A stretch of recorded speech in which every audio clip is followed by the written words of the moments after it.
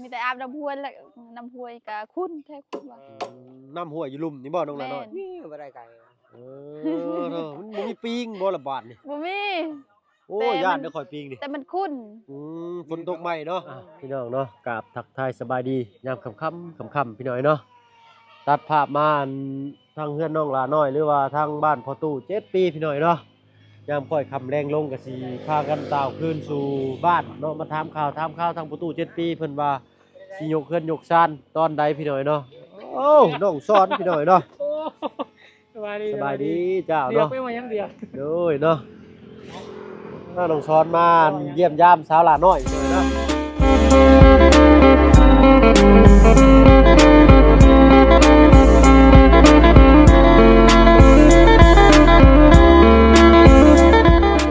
ทักทายสบายดีพ่อแม่พี่น้องหมู่เพื่อนยินเบิดทุกคนเนาะยินดีต้อนรับเข้าสู่ช่องบ่าวเพิ่งเคยล่ะคือเก่าพี่น้อยเนาะมื้อนี้ก็อยู่ทั้งบ้านสกีพี่น้อยพี่น้อยเนาะอยู่ทั้งบ้านน้องหลาน้อยเพิ่นพี่น้อยเนาะตัดภาพมามื้อนี้ก็เห็นน้องซ้อนพี่น้อยเนาะโอ้ยเป็นวัดเลยพี่น้อยเนาะนี่แหละซ้อนท้ายกับบ่าวบุญสารวันเพิ่นมากับรถคู่ใจพี่น้อยเนาะสิลองเข้าไปถามมันทางกันพอตู้7ปีเพิ่นก่อนพี่น้อยเนาะว่าย่อหยุกเฮือนจักโมงมื้ออื่นนี่พี่น้อยเนาะทางน้องซ้อนกับมันน้องหลาน้อยมายิ้มใส่กันบาทหนึ่งเลยพี่น้อยเนาะเออเนาะต้องทางนี่ก็เฮ็ดงานห้ามค่ำห้ามลุ่งอยู่นี่พี่น้อยเนาะห้ามมืดห้ามค่ำเลยปึ๊บโอเคเนาะสื่อมาเล่าเป็นแก็บนายสร้างคน3คนพี่น้อยเนาะมันสร้างแหล่กับพ่อของน้องหลาน้อยเพิ่นเนาะเริ่มเลยเด้อพี่น้อยเนาะเริ่มจะลายมือเลยแหละทางเฮายังติดเวียกติดงานอยู่ทางบ้านเพิ่นซ่องอยู่พี่น้อยเนาะลาค่ำคร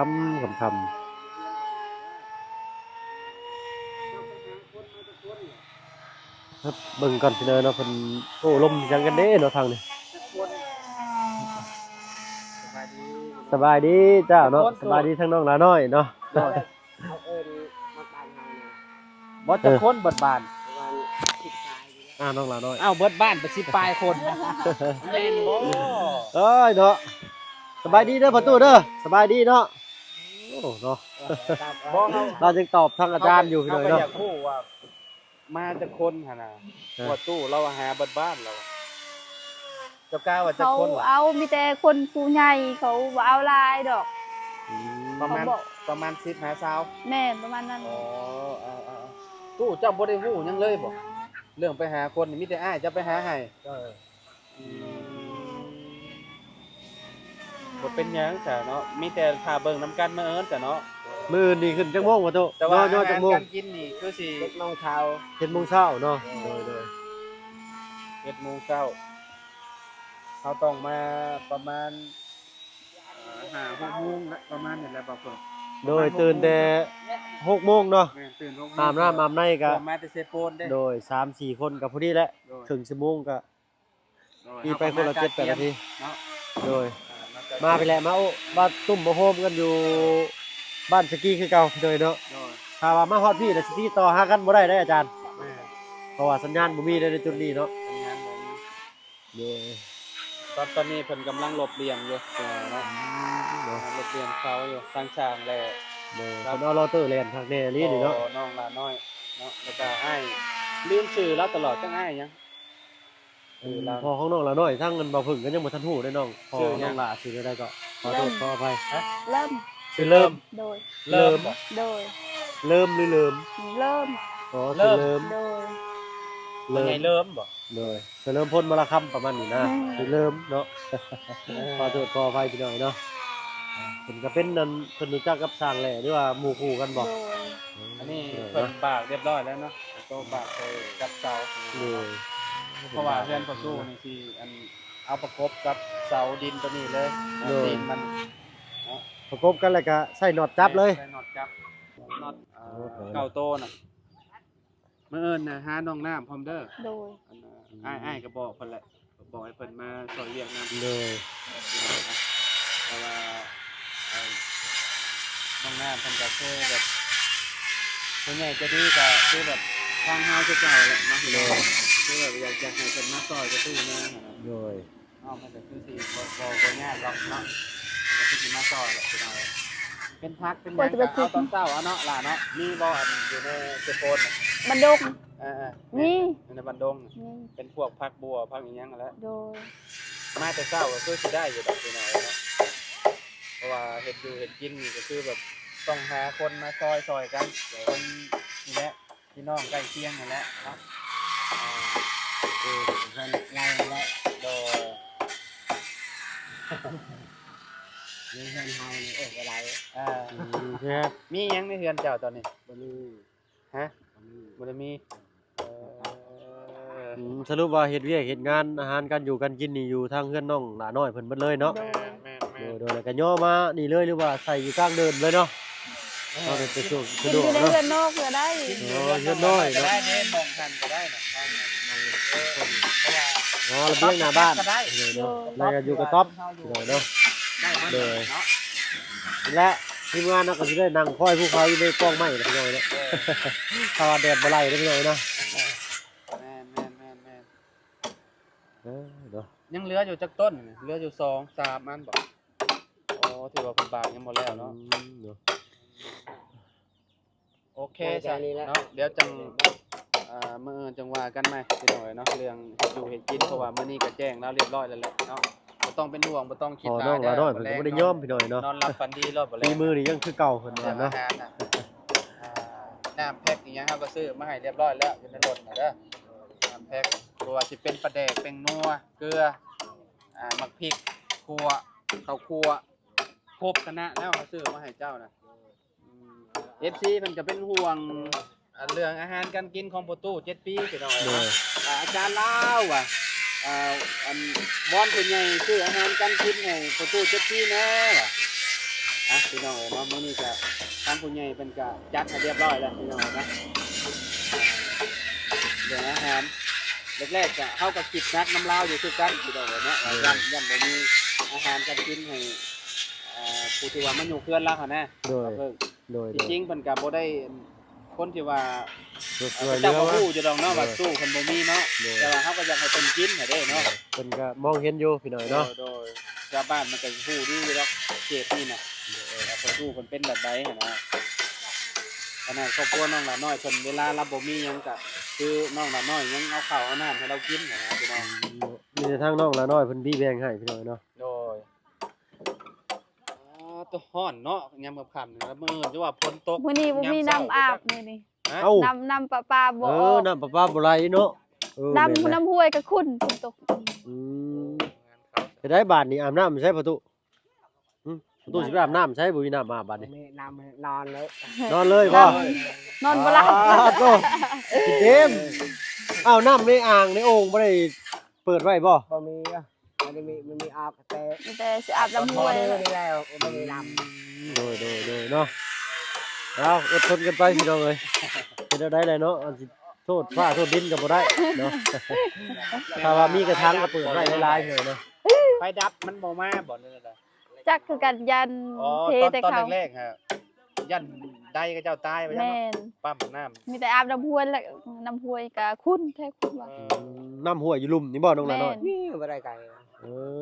อเนาะมันบ่มีปิงบ่ละบาดนี่ บ่มี โอ้ แต่มัน ย่านเด้อข่อยปิงนี่ แต่มันขุ่น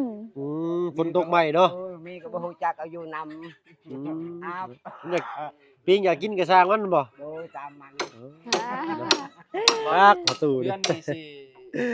เนาะ เอา ตั้งมองได้ตู้ นี่เฮาตั้งอยู่นี่ โดเอาเบิ่งกัน โอ้ยเกิบก็บ่ใส่เนาะรุ่นนี้บ่ย่านนะน้ำเรือตะปูพี่น้อยเนาะมีแต่ตะปูย่าน กดจะจอดใส่ อืมตั้งนี่บ่โดย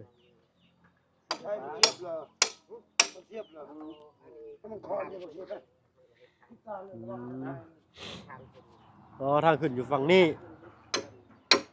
อ๋อตอนนี้เฮ็ดทางขึ้นตรงนี้แสดงว่าย่างขึ้นแบบนี้ โดย เห็นบ่อ๋อเวลาปึ๊บย่างแล้วขึ้นแบบนี้ โอ้ย ขอโทษขออภัยพี่น้องเนาะฝนตกบาดเดียวเป็นหวัด นั่นแหละเลยชัวร์ของปู่แบบโอ้ย บันไดขึ้นย่างไปพี่ อื ต้อง ม ต้องเห็ดบันไดฝั่งนี้แล้วถึกแล้วย่างขึ้นปึ๊บๆแล้วก็เข้าห้องเลยแม่นมาแต่พูดแล้วก็ขึ้นเลยแล้วก็ปึ๊บเข้าแล้วก็เป็นห้องเจ้าบัดนี้ อ๋อระเบียงนั่งนี่เพิ่นสิเอาออกไปฝั่งนั้นบ่ แม่เนาะเอาไปฝั่งนั้น ไปฝั่งนั้นคือทางน้องน้ำ เบี้ เนาะ ยงบ่ต้องจงลายเพราะว่ามันบ่ได้จำเป็นปานใด เอาไว้ให้เป็นห้องลูกห้องเต้าซะเนาะลูกก็หลายเด้ คือเรือนห้องน้ำน่ะมี2อันน่ะจ้าแบบนั้นน่ะเพราะว่ายามฝนเลยเวลาฝนมาแล้วมันสิสาดเขา อืม ตรงเวลาแบบได้ก็ได้แต่ว่าแบบเนาะมูลนิธิอ่า นาอยู่คือนี่เขารับเบิกคลิกไปรับนาเจ้ามาจุดเลยทางนี้เลย เอาเวลาเจ้ามาจะพูดมาจะเรียกแต่งานเจ้ากับมือเจ้ากับแม่เลยจะขึ้นเรื่องเจ้าแล้ว เอาป้องจะลงเจ้าเอาเพื่อเล่น โย ฮะ มีแห้งมีแห้งแบบไหน มีแห้งแล้วเป็นคนมาติดคนคน อ๋อ มีแห้งแล้วเพิ่นว่าเนาะ เรื่องอาหารเด้จะเป็นจังได เรื่องห้างนี่ บ่ได้คิดกันแล้วว่าบัด เขาคิดเขากันเขาใดคือคิดโมกิน บ่ตอนแรกๆเจ้าคิดอยู่บ่เจ้าคิดนักบ่ตอนแรก โอ้ยบ่มีนะเขานักแล้วบ่มีอาหารกินปากเอาเขาไปยัดปาก ๆ เขาบ่อยากฝากเนาะตอนบ่มีอาหารกินในชาวบ้านเราบ่กล้าเว้าประมาณนี้นะพี่น้อยเนาะก็ว่าแปลงมาเป็นบ้านเฮากับพี่น้อยเนาะ แรงนี่ก็บ่ต้องเป็นห่วงดอกนอนรอดนอนเอาเฮงเอาเหือเอาเฮงมื้ออื่นตื่นแต่เช้า เอาไปนอนใช้จับประตูเดี๋ยวนี้นอนเฮือนเลยบ่เอาบ่ได้มานอนเฝ้ากองไม้ก็เบิดเลยเนาะเพิ่นกบเบิดเลย บ่นอนบ่นอนบ่นอนเฮือนไปนอนใช้บัดเดี๋ยวโตบ่มีบ่นอนเลย เนาะ ไม่ก็กบแล้วไปที แต่เก่าเพิ่นสินอนอยู่นี่เนาะพี่น้องเนาะนอนอยู่กองไม้ 12 โมงยังเขาไปจอบอีก เจ้าก็ย่างมาจอบเอา 12 โมงย่างๆลงมาจอบอยู่บ่ดิญาติมันหลักหนี้บ่หรือญาติคนหลัก การคนรัก อ๋อ พี่น้องเนาะเว้านัวหัวม่วนสิเด้อพี่น้องเนาะ 12 โมงยังเขาไป เนาะ เหลืออันนี้เนาะ เขา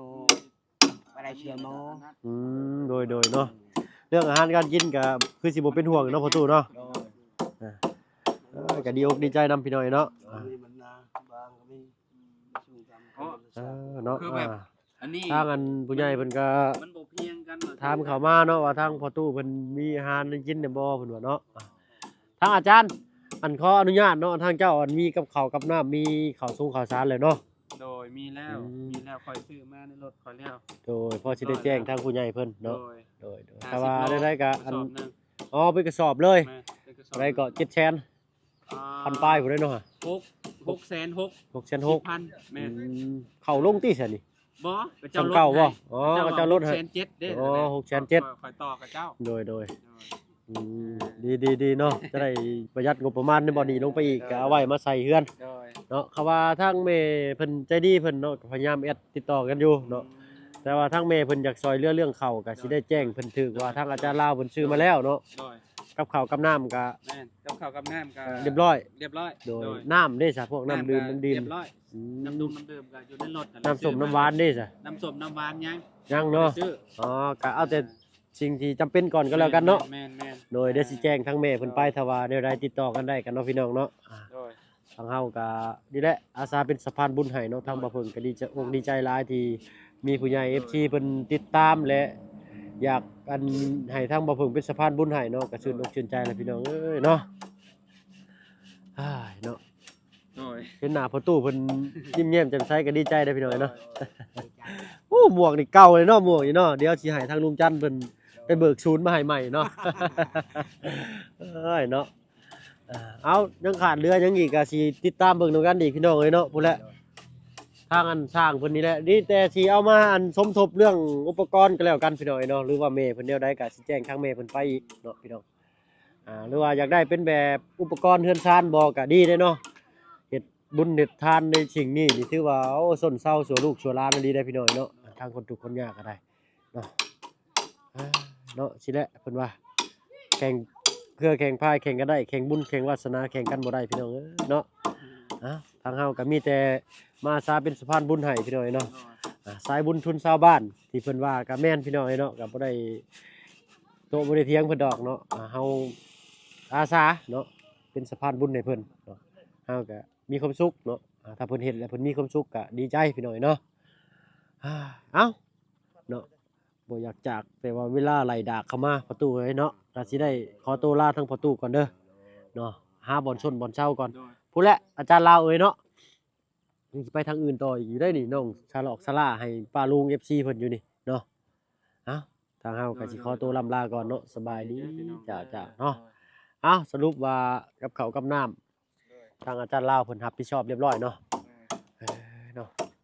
นี่แหละพี่น้อยเนาะเหลืออีก3เสาเพิ่นก็สิบากแล้วเนาะอันนี้เป็นเรือนขนาดเท่าใดก่อนอาจารย์6 x 5หรือ6 x 9 5 คูณ 7 5 x 7กับแซกมา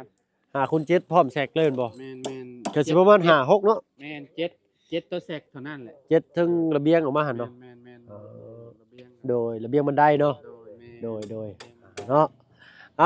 รายละเอียดก็สิประมาณนี้ก่อนพี่น้อยเนาะพบหน้าค่าตากันใหม่คลิปหน้าก็แล้วกันพี่น้อยเนาะสำหรับคลิปนี้ก็สิพาพี่พาน้องเดินทางไปทางอื่นต่อพี่น้อยเนาะมื้อแรกนี่สงสัยสิได้นอนตุ่มผ้าห่มอีกแล้วพี่น้อยเนาะ เพราะว่าฝนตกพี่น้อยเนาะก่อนอื่นก็ขอโทษขออภัยว่าผิดพลาดประการใดกับพี่น้อยเนาะสำหรับคลิปนี้ขอตัวลาแล้วพี่น้อยเนาะพบพ่อกันคลิปหน้าเอาเป็นว่าสบายดีพี่น้องเนาะ